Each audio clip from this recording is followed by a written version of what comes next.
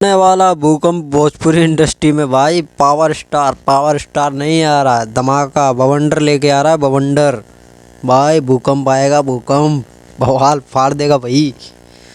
काला ओढ़नी, जिसका आप लोगों ने देखा होगा, मोशन पोस्टर देखा था आप लोगों ने पहले, आज मोशन पोस्टर आ चुका है और इसको टीजर भी मान सकते हैं।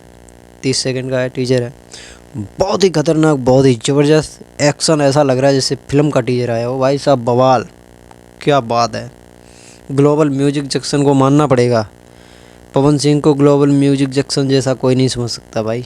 बवाल, ऐसा बवाल बवंडर आएगा, बवंडर भाई। अगर आप लोगों ने नहीं देखा है तो ग्लोबल म्यूजिक जंक्शन पर ये टीजर आ चुका है, आप लोग जाना और ज़रूर देखना। और ये कल से परसों तक ये गाना भी आ सकता है। अभी इसमें कोई डेट तो नहीं आई है, फिर भी आप लोग इंतज़ार कीजिए, कल या परसों तक आ जाएगा ये गाना और जल्द से जल्द आएगा। और भाई साहब, अब की बार पवन सिंह किसी को जीने नहीं देंगे भाई। बवंडर लेके आ रहे हैं, पूरी भोजपुरी इंडस्ट्री को उथल पुथल कर देंगे। बवाल होगा भाई, तगड़ा वाला। सबको, खेसारी लाल यादव वगैरह जो भी है ना, सबको हिला के फेंक देंगे।